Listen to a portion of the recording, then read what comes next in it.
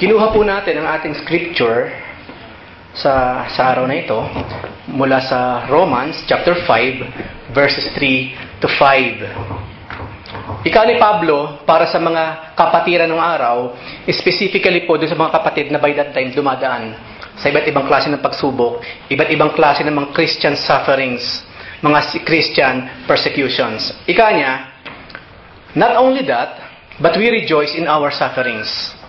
Why? Knowing that suffering produces endurance. Hindi lamang yon, endurance produces character. Hindi lamang yon, character produces hope. Why? What kind of hope?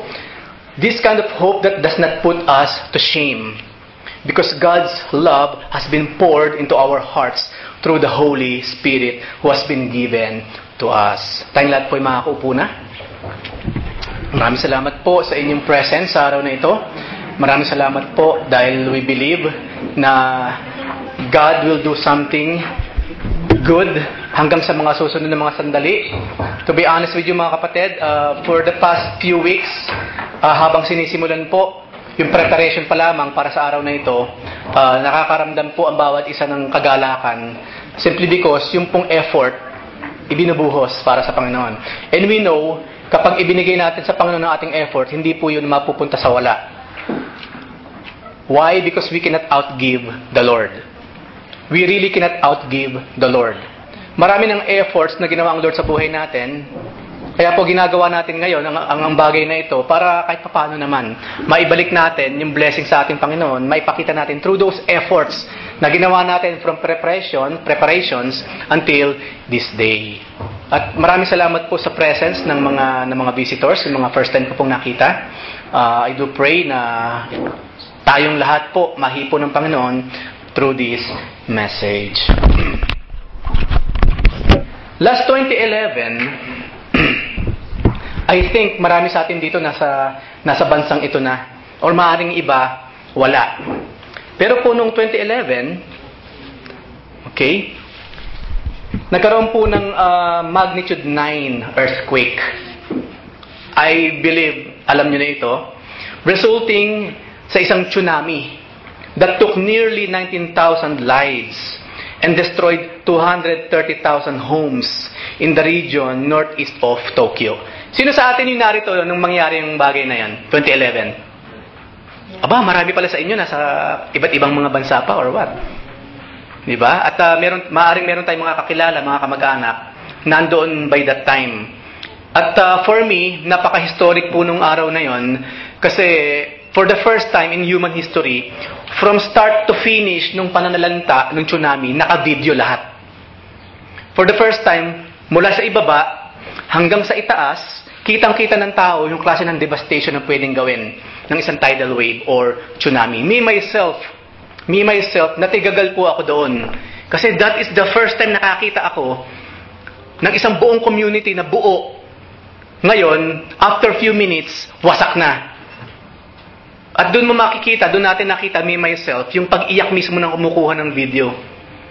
To see your loved ones, to see your properties na pinag-ipunan mo na matagal na panahon, dadaanan lang ng tubig na ganon, wala na siya. Ang Pilipinas, tayo po, nakaranas tayo ng iba't ibang klase ng calamities.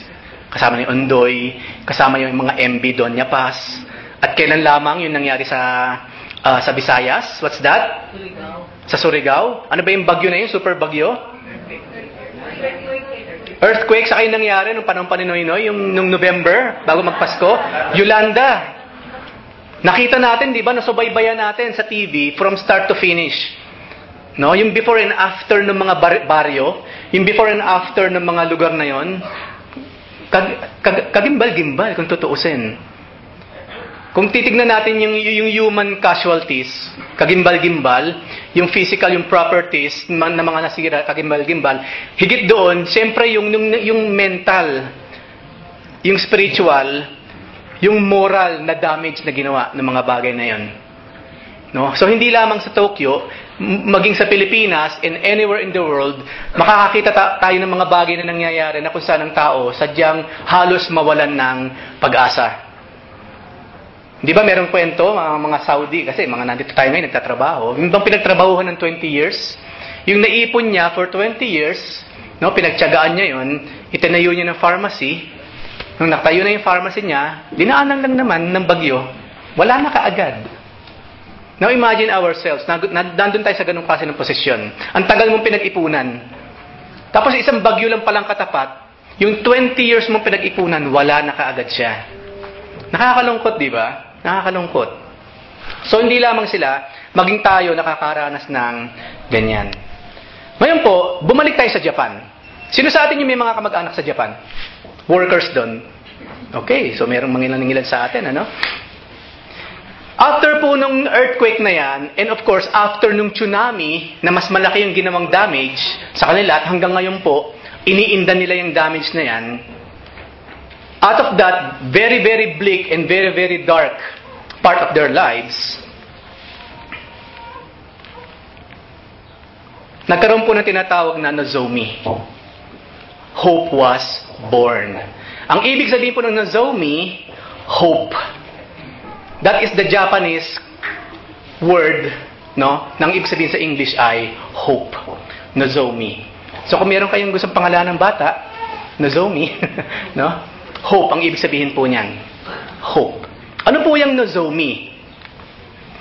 The Nozomi project, named for the Japanese word for hope, was born to provide sustainable income, community, dignity, and hope in a God who provides. Mga Christian groups po ang nagsimula ng proyektong ito. And you know what? Kung ano yung produkto nila? Yung mismo mga rubbles. Yung mga gamit na nagkalat doon after ng tsunami. Hindi po yung totally napunta sa basurahan. Marami siyempre basurahan ang pinuntahan. Pero ang ginagawa po nila, ng mga Nozomi women na tinatawag, the Nozomi women sift through the rubble of homes and furnishings to discover broken china shards that they sand and insert in fittings to form jewelry. Yung ngayong mga bagay na yon, pinagsama-sama nila, naging alahas or palamuti. The jewelry is sold around the world, providing a livelihood for the women while sharing symbols of their faith in Christ. Kung titingnan po ninyo sa internet, may mga cross, no? Of course, empty cross. Because yung person na napako sa krus, he has already risen 2,000 years ago. That's why we Christians, yes, wala tayong problema sa krus. But we make it a point na yung krus na ginagamit natin, wala ng taong nakapako. Dahil matagal na po siyang bumangon mula sa hukay. So we have a cross, yes, but an empty cross. And we know now the symbol of that cross. Isang instrumento of death sa pamagitan ni Jesus Christ became an instrument of life. So yes, we do believe in the cross. Ginagamit natin yung simbolo ng cross katulad ng Nozomi women, no? Pero yung tao, yung napako doon, siya yung nabuhay na magmuli. At siya mismo yung nagbibigay ng Nozomi or hope sa mga kapatiran nating ito. Napakagandang isipin, ano? Mula sa napakadilim na experience na wala ka nang makitang pag-asa, meron pa rin. Meron pa rin. Meron at merong gagawin ng Panginoon para abutin yung pangangailangan ng mga tao, especially yung mga sinalanta ng mga natural calamities. Human man or natural, laging naroon ng Lord. No? Sabi nga nila, at the end of the tunnel, there will be the light. Nandun ang Lord, naghihintay siya. Kasi po, hindi nawawalan ng Nozomi. Especially ang isang anak ng Diyos. You know, if there is one word na kayang magbigay ng magandang future, if there is one word na kayang magbigay of course, pag-asa na siya, and that is the word hope. Just one word. Just one word can correct everything na maling nangyayari ngayon. Yung pag-asa na tinatawag. Anyway, yun po yung essence ng faith, di ba? Yung pag-asa sa mga bagay na hindi nakikita, but you believe, no? Pinaglalagakan mo ng pag-asa ng hope na someday, through God's own perfect timing and way, no, magdodon uli yung liwanag sa buhay ng bawat isa sa atin. Kaya nga po, ang mensahe sa araw na ito, ang pamagat ay awesome hope. Because yes, hope is indeed awesome. Kagilagilalas ang pag-asa na ibinigay sa atin ng ating Panginoon. Sa mga pag-aaral po na aming ginawa, sa maraming prayer meetings, sa mga maraming Bible studies, minsan ang naging katanungan namin, what if walang Jesus Christ? Walang crucifixion, walang dugong nabubo for our sins. Walang Jesus Christ. As in, tumakbo lang ng ganun ang history. No? Dumaan yung mga iba't ibang klase ng religions, tapos walang Matthew, Mark, Luke, John. Wala lahat yun hanggang Revelation. Paano kaya kung walang Jesus Christ? Isa lang naman totally, there will be no hope ever. Wala nang pag-asa ang bawat isa sa atin. But, the thing is, yes, meron pong Jesus Christ na nabuhay noon, nagbalik sa kanang kamay ng Ama, nakaupo ngayon sa luklukan, sa kanang luklukan ng Ama, at ano raw ang ginagawa ng Lord? Interceding for us. He was praying, He is praying for us. At siya yung kind of high priest na kaya tayong ipanalangin all day long. Hindi lamang all day long, throughout eternity. Kaya nga sinabi nung sa passage na yon, kaya nga ang Lord, He can save us to the uttermost. Kasi He is forever alive.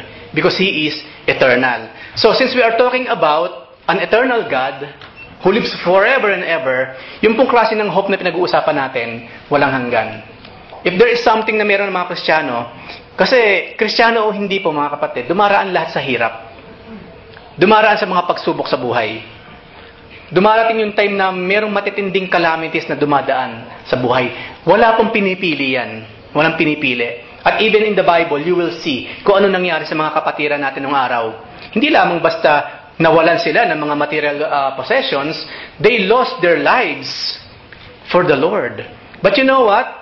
Ano sinabi ni Paul? Sabi niya, itong mga taong ito, hindi man nila natanggap yung ipinangako ni Jesus Christ na bubuhay pa siya, no? But they believed. Naniwala sila, and they will receive. Kaya ngayon ay tinuturo ng Biblia, believe and you will receive. Now, yung kind of believe na pinag-uusapan po natin, o paniniwala, hindi something na naniniwala ka kasi natanggap mo na. Kundi, naniniwala kang matatanggap mo siya because of the person na nagbigay ng pangako sa'yo. Ano sinabi sa Biblia? Ang Diyos daw kapag nangako, tutuparin niya. Tutuparin niya yung mga kapatid. Maaring ngayon hindi pa natin nararanasan. Wait for it. Hope for it. Dahil yun ang pinangako niya Hindi lamang yun, mapagkakatiwalaan kasi yung ating pinapanginoon. Mapagkakatiwalaan po siya. It will definitely happen. Ang Panginoon ka pa naman, mahilig siya sa mga surprises. The more that we expect minsan, the more na parang wala. The more na out of your expectations, saka naman dumarating. Kaya surprise ka ngayon. No? He is the master of surprises. And I do believe, tayo mga Kristiyano, believers or unbelievers alike, merong ginagawa ang Diyos sa atin to the point na susurprise tayo. Oh, talaga? Hindi ko alam. No, maraming salamat sa Lord. No? Maraming salamat sa Lord. Yun yung pinag-uusapan nating Jesus Christ. Sa yung punong-puno ng pag-asa, at yung pag-asa na yun, talagang maaasahan natin. All His promises will happen in our lives, in our lifetime. Basta't magpatuloy lang tayo. Let's tarry. No? Sige, habang hinihintay natin na mangyari, mapasa atin yung pangako ng Panginoon, let's do what we have to do. And that is making Jesus Christ the center of our lives. Ang sabi nga sa Biblia, di ba, huwag tayong manghinawa sa paggawa ng mabuti para sa Panginoon. Because in His perfect timing, aanihin din naman natin yun Aanihin natin yun. No? Simple mathematics lang naman yun para sa Panginoon. Ano naman daw yung tinanim natin, sigurado yun na aanihin natin sa tulong ng ating Panginoon. Ngayon po, ang kaibahan ng hope na pinag-uusapan po natin, kasi po magkaiba yung hope, yung pag-asa ng unbelievers, ng hindi mga kumikilala kay Jesus Christ, saka dun sa pag-asang nalalaman nating mga Kristiyano. Una, ang object of our hope is the Lord. No? Ngayon, ibang kapamaraanan ng Lord kasi upang ipakita niya, maibahagi niya yung pag-asa sa atin. Iba yung kapamaraanan din naman ng mundo. Una, ang mundo kasi pag nangako, kadalasan naman hindi nangyayari Hindi lamang yun, kapag ang mundo nangako, yung mga taong wala naman kay Kristo nangako, kung matatanggap mo man, it's so temporary. Maraming salamat sa Panginoon kung mayroong bonus, right? Kung mayroong nakakatanggap ng bonus sa mga trabaho. But we know, those things never really lasts ng ganung katagal. But again, maraming salamat sa Panginoon. No? Nanggaling din sa Lord yon. Pero yung pinag-uusapan po natin dito, yung something that will last, not just this lifetime, but that life na naghihintay sa atin sa langit. Mga kapatid, heaven starts nung si Kristo pumasok po sa puso natin. Yes, we are waiting for that day na dalhin tayo ng Panginoon sa langit. We're waiting for that day. Pero hindi ibig sabihin nun, magsisimula lamang yung joy, magsisimula lamang yung blessings, yung happiness, pagdating natin doon. Here on this planet, nang pumasok si Jesus Christ sa puso natin, the fun, the laughter, the joy, the happiness, the blessing starts. Hindi lamang yon. We are eternals. Ang tunay na eternals ay yung mga taong pinapanahanan ng eternal God. Marami tayong napapanood, marami tayong nababasa. They're claiming they are the immortals. They are the eternals. No, they're not. Ang tunay na eternal, tayo po. We are eternals. Ang tunay na Kristiyano po will never die. Will never die. Kung hindi man sa abutin tayo ng rapture, no? Even though itong mga katawang ito, kung hindi tayo abutin ng rapture, babalik sa alabok, our souls will live forever. So kung meron mang tunay na immortals, eternals, that is us, yung mga anak ng Diyos. Isa yan sa dapat maging source ng hope ng bawat isa sa atin. Maging source of joy. Kaya nga sabi ng Panginoon, sa mundong ito, maraming heartaches. Wala kayong makukundo, sakit ng ulo, sakit ng puso. Pero ang sabi ng Panginoon, to sa kingdom na pagdadalhan ko sa inyo, of course, there will be no more tears. Yun yung mga hopes. Yun yung mga pinagbabasihan natin ng ating pag-asa. Una, ang ating Panginoon, then yung mismong kanyang mga pinangako at inihanda para sa bawat isa sa atin. Yung nga lang po, meron kasing proseso ang Panginoon eh. Why not? Pwede mang ibigay ng Panginoon yung hope. Ito na nga palang hope. Ito, may pag-asa ka na. Iniwan niya na naman yun eh. But, as usual po, gaya ng laging programa, kapamaraanan ng Diyos, gusto kasi ng Lord, maging kaparte tayo ng proseso. Why? Para yung glory, makashare natin. Masarap yung nagka-bonus siya, nagluto ng pansit, pinakain ka. That's okay. Masarap ba yung ganon? Oh, bakit may pansit na naman? May bonus eh. O ano kaya? Hindi, bati na kami ni Mrs. eh, or what? Di ba? Kaparte ka ngayon sa celebration. Iba rin naman siyempre yung ikaw mismo. You're celebrating because you yourself, ikaw yung first-handedly inabutan, no, nung pagpapala na yon. Maganda yung inabutan ka ng iba, pinagpala siya, naabutan ka, that's good. Pero alam natin, iba pa rin yung level ng happiness, ng joy, kung ikaw na mismo yung pinagpala by that time. At pinagpapala mo naman ang iba. So, ang gusto ng Panginoon, for us to walk hand in hand sa kanyang programa. Meron kasing programa ang Panginoon. Ang tawag doon, purpose. Meron kasing purpose or purposes ang ating Lord na sa buhay. Diba? At we know that. May purpose. Walang buhay na walang purpose. Lahat meron specially po sa bawat isa sa atin. Ngayon po, ang unang step kasi according sa kay Pablo, na according siyempre naman sa Holy Spirit, in order for us to really appreciate that kind of hope, heavenly hope, na nais ng Panginoon sa atin, meron munang first step. And that is through suffering. I know no one wants to suffer. Meron ba sa inyo dito, pinagpe-pray, Lord, I would like to suffer, please. Lord, make me suffer. Sino sa atin yung gusto mong nagsasuffer? Wala, di ba? Wala.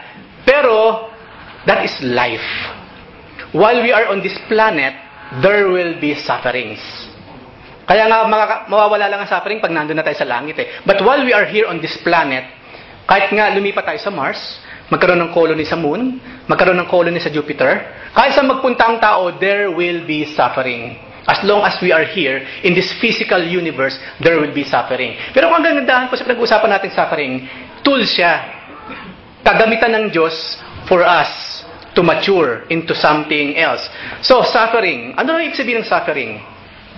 The state of undergoing pain, distress, or hardship. Yung kasing suffering yun, mahaba yung suffering eh. Iba yung napasok ka ngayon, maya-maya tanggal na. Pain yun, pain. Pero yung iba yung napasok ka, tapos isang linggo na, hindi pa nawawala yung sakit. Suffering na yun. Yun yung pinag-uusapan nating suffering. No? Undergoing pain or hardship. Ano ang synonyms ng suffering? Para mas madali natin maintindihan. Pain, torture, distress, agony, misery, ordeal, discomfort, torment, hardship, affliction. Yan po ang synonyms ng suffering. Which is number one ingredient ng Panginoon dun sa something far, far, far, far more better for us. So, kung sa ngayon po nakakaranas tayo ng mga sufferings, mga kapatid, una, think about it. Why are you suffering? Kasi dapat iniisip natin ano sinabi ni Peter? Basahin natin yung aklat ng Peter. Nilinaw ni Peter yon. Okay lang mag-suffer kung nagsasuffer ka sa paggawa ng mabuti. At sinabi din ni Peter, hindi okay mag-suffer kasi gumawa ka ng something wrong. That will be punishment. You're suffering because you're being punished. But if you are suffering because you're doing something good, di ba? Of course, there is something glorious behind it. At yun po yung pinag-uusapan nating suffering. Kaya po kung sakali mang ngayon nagsasuffer tayo, think about it first. Lord, why am I suffering now? Humarap ka sa salamin. No, humarap tayo sa salamin at wag na nating i-deny. Be truthful to ourselves man lang. I am like this kasi kagagawin ko rin naman Una, be honest. Kung nagsasuffer tayo because of ourselves, be honest.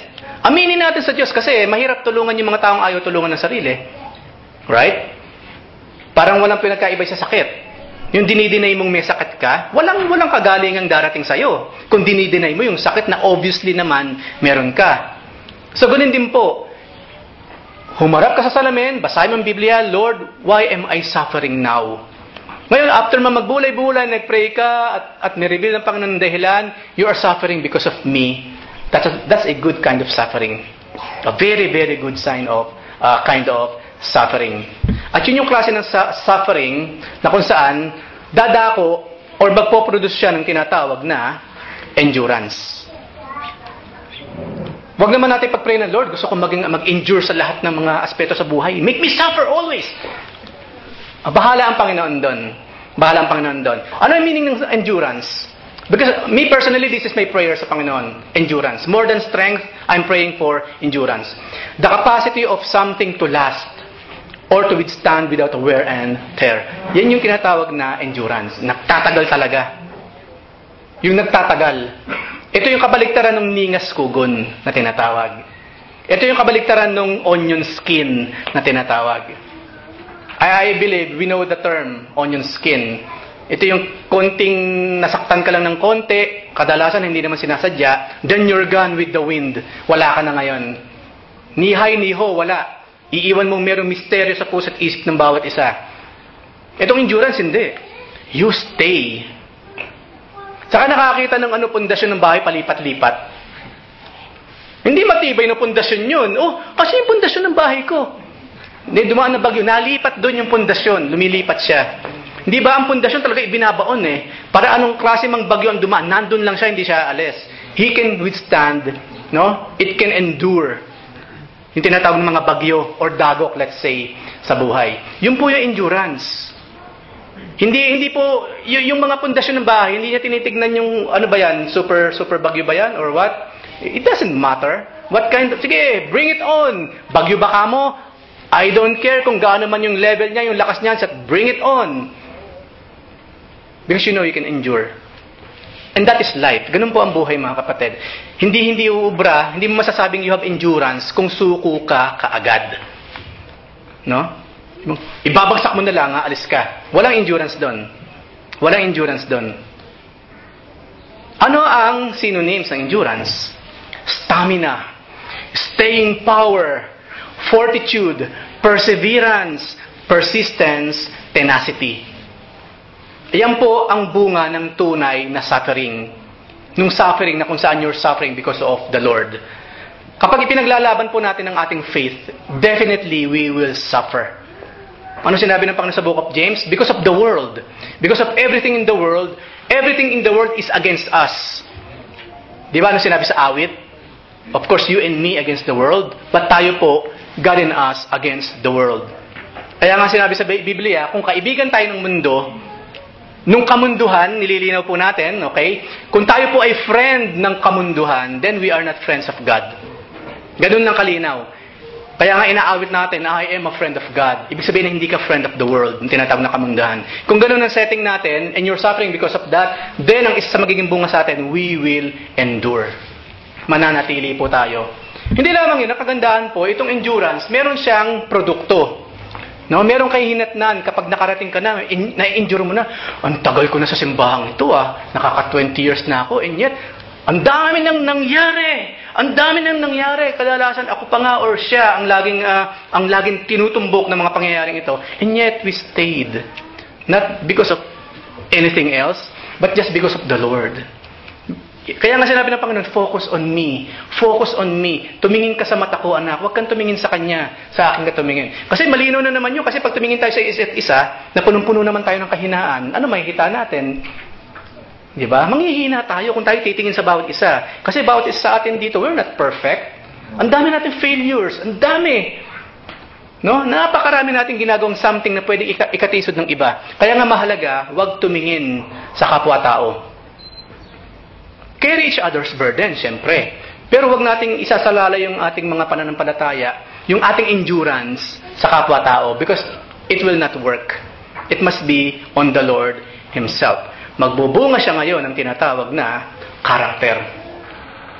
Kaya paminsan-minsan, di ba, pag merong bago, halimbawa sa opisina, di ba, tinitignan-tignan mo muna, ay, mukhang matapang to, yung kilay na lang no? Taas kilay You know, di ba, ganun tayo pag may bago mong nakita.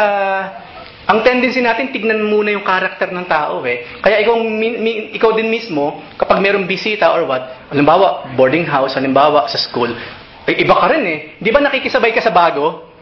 Pag dumating yung mga bago, nakakatuwa naman tong classroom na to, ang babait lahat. Akala niya lang yun. Kasi nag-a-adjust pa sila sa iyo Nagpapakiramdaman, di ba? Depende sa karakter. Nang sa ganun, mag-iingat ka sa sasabihin mo, mag-iingat ka sa ikikilos mo. Alang-alang dun sa taong yon. Bawat isa kasi natin merong karakter. Siguro iba pag tinanong, ano ba sa tingin mo si Brother Kwan? Ay, komedyante yan. Yun yung nakilala siya bilang gano'n. Yun ang karakter niya kasi Kumbaga parang sa isang libro, parang sa isang kwento, merong kanya-kanya mga karakter. Itong si Sister, ano naman karakter, ay iyakin yan. No, iyakin yan. No? Iba't iba ang karakter kasi ng tao. Pero pag-usapan natin yung karakter that is totally related naman how we endure through those sufferings for our Lord. Pero ano ibig sabihin ng karakter? Ano meaning niya? The mental and moral qualities distinctive to an individual. Bawat tao po magkakaiba ang karakter. Walang pareho. Ang mag-asawa nga you are flesh of my flesh, bone of my bones. Magkaiba pa rin. Kaya nga lagi sila nagbabangga. Lagi nagbabangga. Sa toothpaste na lang, di ba? Paano pinipindot ang toothpaste? No? Yung isa, pag pumisa ng toothpaste, gitna. Kaya pag gagamit ka, merong toothpaste dito sa magkabilang dulo, yung gitna niya, wala. Ikaw naman hindi. Gusto mo sa puwetan siyempre sa hulihan. No? Meron kasing organized, merong hindi organized na tinatawag. Doon pala magbabangga na Toothpaste pa lang yun. Sa pag-aagawan pa ng mga lalagyanan sa eskaparate. Gamit mo na lahat to yung gamit ko. Ayun sa ilalim Doon pala magkakaiba na di ba? Sa gamit, sa damit, magkakaiba na. Kasi po, we have each and every one of us different character. Tanggapin na natin yung mga kapatid. Wala pong pareho. So that we must really work it out. Every day, di ba? Every day. Di nagkaayos kayo kahapon ni Mrs. Ngayon, ayan na naman, may banggaan na naman kayong dalawa. Everyday process kasi siya Kaya hindi mo may papangako. Di ba, minsan, bati na kayo ulit. Huwag mo na akong aawayin, Hindi. Ikaw naman, sige, wala na talaga, ever, wala nang awayan.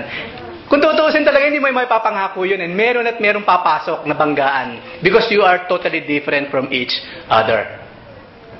Mababawasan lang yun, nababawasan siya kapag merong nag-giveaway. Doon ngayon papasok ang kung gusto natin magkaroon ng peace, especially sa mga mag-asawa, meron dapat isa na nag-giveaway. Kung hindi man, hati kayo. Mag-giveaway ka naman. Dapat sensitive kayo sa isa't isa, nag-giveaway. Alam mo, mahilig siya sa sinigang na maasim. Di ba? Ikaw, ayaw mo na maasim.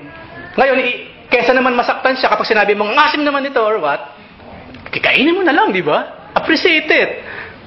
Tapos paminsan-minsan na lang, pag naluluto na ng sinigang, pag medyo napalingon, dagdagan mo na lang ng mamasitas. Bigayan, let's say, bigayan. Dapat meron nag-giveaway Pero ang point po, Talagang magkaiba maging mag-asawa. Ang mga bata especially. We are totally different. Yun po yung distinct. We are distinct to each other. Ngayon po, yung common denominator ng character na pinag-usapan natin, of course, alam natin, this is the kind of character na kung saan maire-reflect natin mula sa ating Panginoon. Kasi po, kung pagbabatayan natin yung each and everyone's character, then mahihirapan tayong magkaisa. Pero yung pong character ng Lord na pinag-usapan natin, ang goal daw po ng isang Kristiyano is to be Christ-like. Ano sinabi sa Biblia? Mahalin mo yung mga minamahal ng Diyos.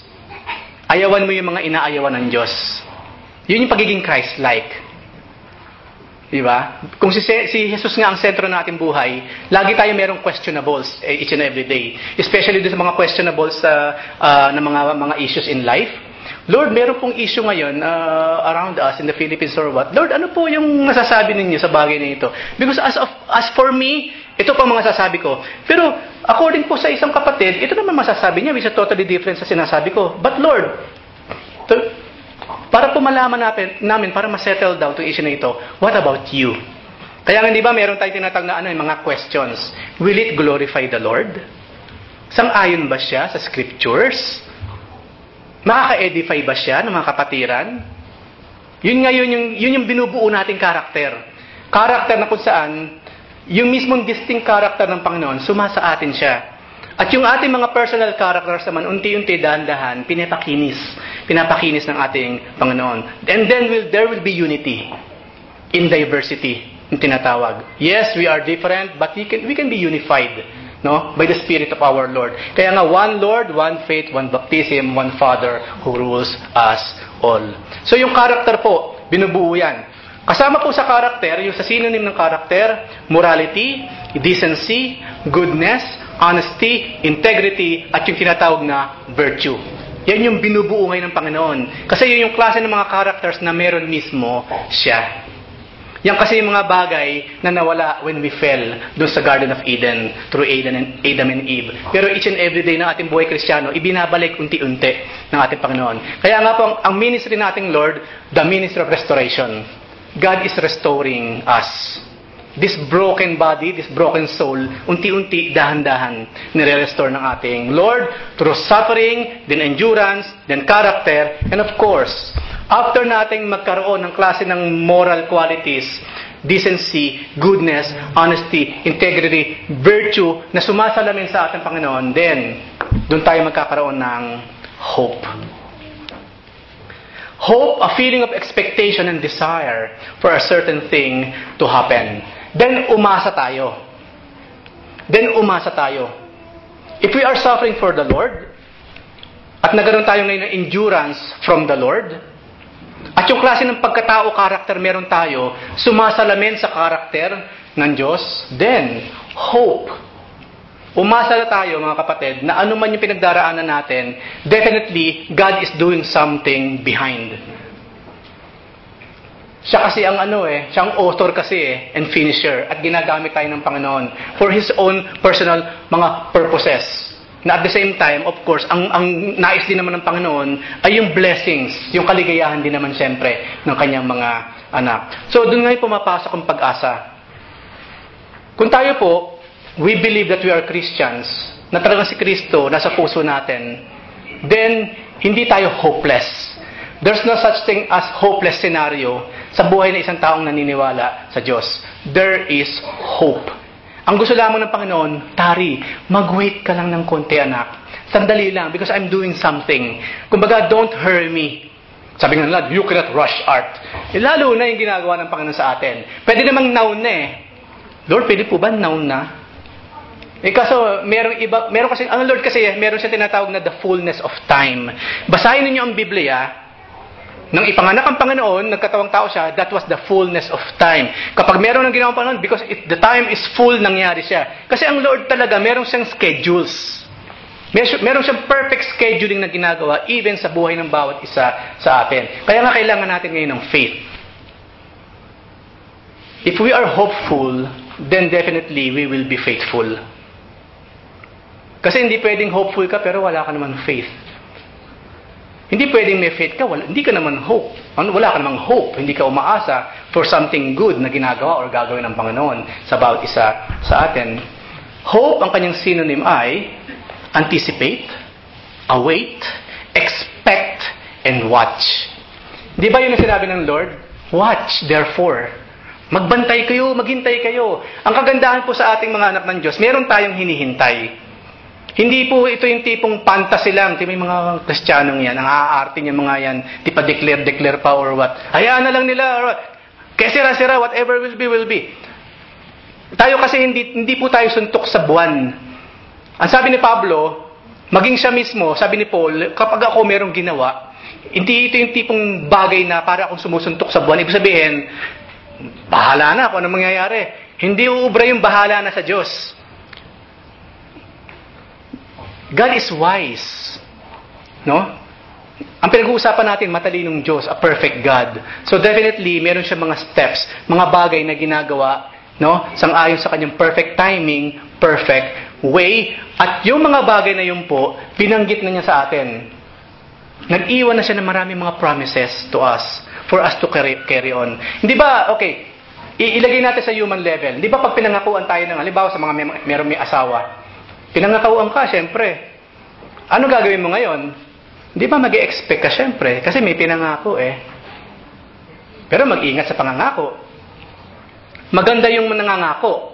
Especially kung gagawin mo talaga. Kasi yung tao, aasa siya. The person will build his life sang-ayon sa pinangako mo sa kanya. Kaya nga kapag hindi nangyari pinangako mo, nagka-crumble sila eh. No? Nagka-crumble yung buhay, yung kaisipan, yung puso. Ang kagandahan sa Panginoon, pag nangako siya, tinutupad niya. Kaya nga sa atin, ang sinabi sa Biblia, kung ikaw mismo, hindi mo masasabi kung matutupad mo talaga o hindi, huwag ka nang mag-promise.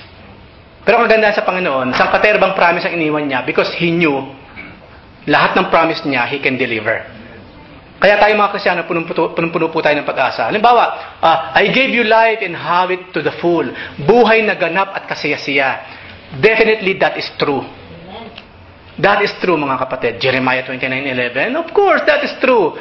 Imagine, di ba madalas tayong mag-focus sa mga bagay na wala?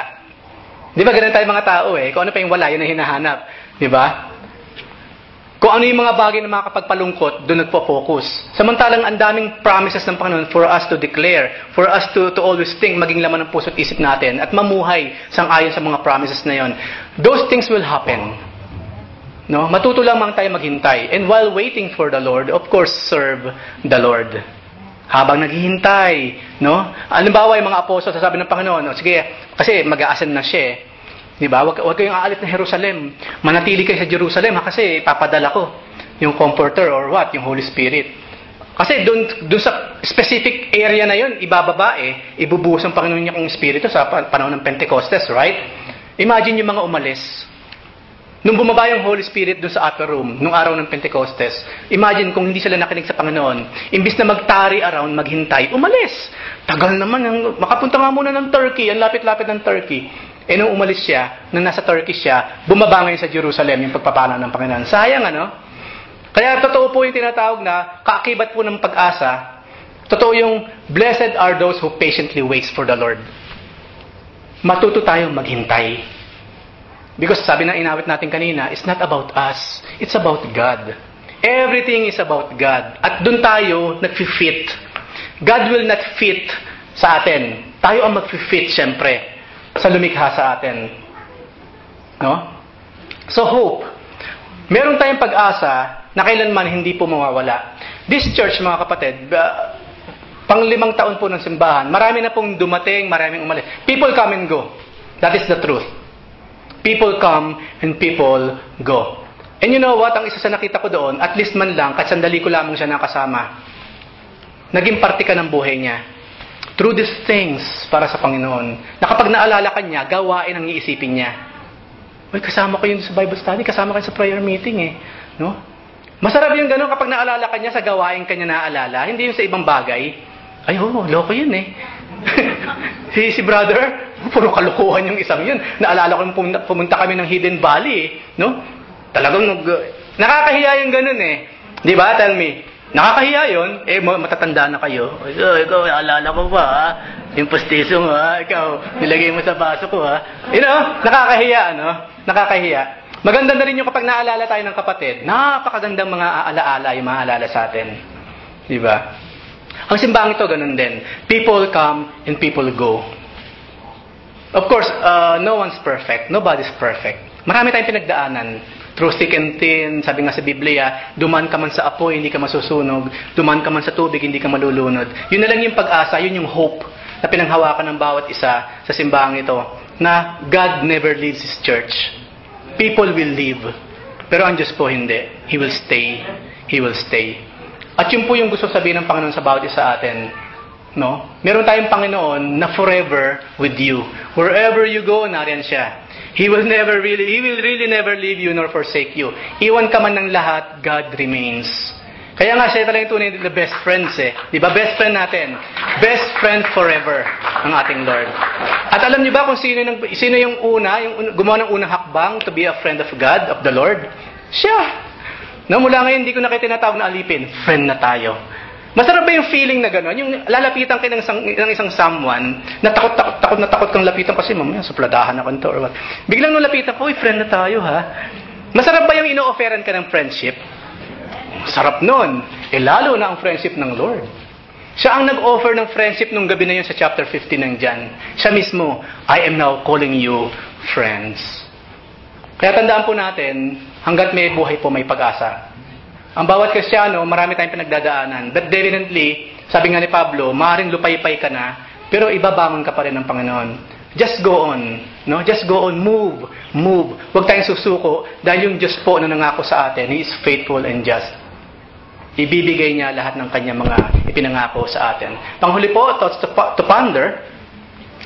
Suffering equals endurance na magpoproduce ng karakter at magpoproduce ng tinatawag na hope. Ito pong klase ng pag-asa na pag-uusapan natin, this is not a wishful thinking kind of hope. I know, maraming mga unbelievers, pinagtatawanan ng mga Kristiyano, look at those fools, let's say, umaasa sa mga bagay na mula lamang sa mga mystical persons, nakikipag-usap sa isang hindi naman nakakita, hindi nararamdaman. But we believe na yung kinakausap po natin in prayers, nariyan siya. He really listens. And He answers our prayers. Hindi po tayo ilalagay sa kahihiyan ng ating Panginoon. Ika nga, dyan sa verse na binasa natin, this kind of hope, they will not put us into shame. Why? Kasi mangyayari talaga Mangyayari kasi talaga siya. Kapag may pinangakong Panginoon, pinanghawakan mo, mangyayari kasi. So, hindi tayo ilalagay sa kahihiyan. Yan ang sinasabi ni Paul dyan. Ang tao kapag nangako, inasahan mo, hindi nangyari, pahiya ka ngayon, right? Pahiya ka. Ito mo, umasa-asa ka dyan sa taong yan, ito yung mong ginawa sa'yo. Hindi mo ka, pinagpalit ka na. No? Ang Lord, hindi. Hindi ka mapapahiya. Kapag may pinangako siya, He will not put us into shame. Why? Through the Holy Spirit, now we will become stronger for the glory of God. Kasi each and every time po, tinutupad ng Panginoon yung kanyang pangako sa atin, we will be strengthened. At kapag tayo na-strengthen, ano gagawin natin? We will serve God more. Ngayon, bakit tayo pagdadamutan ng Diyos? Of course not. He is a generous God. Kaya nga po mga kapatid, gusto talaga nating maranasan yung mga pagpapala ng Lord. Diba? Then endure. Do the things na gusto ng Panginoon. At definitely, mga pinangako niya ibibigay sa atin. Hindi tayo hihiyain ng Panginoon. Dahil yung mga pagpapala sa atin ng Panginoon, ang magiging bunga naman nun, kasama sa pinag-uusapan natin, we will serve Him more. It's a very, very good cycle sa isang buhay ng Kristiyano. Hindi po sikreto ang tagumpay sa buhay. Hindi po iniwan ng Panginoon na misteryo ang tagumpay sa buhay. Open book po ang Biblia. Naroon po ang kapamaraanan kung paano tayo magtatagumpay sa buhay. At definitely ang unang step po, glorify the Lord. And everything else will follow. So anything po na pinagdadaanan natin at pagdadaanan pa natin sa mga susunod na mga panahon, we will be hopeful because of the Lord na laging sumasa atin.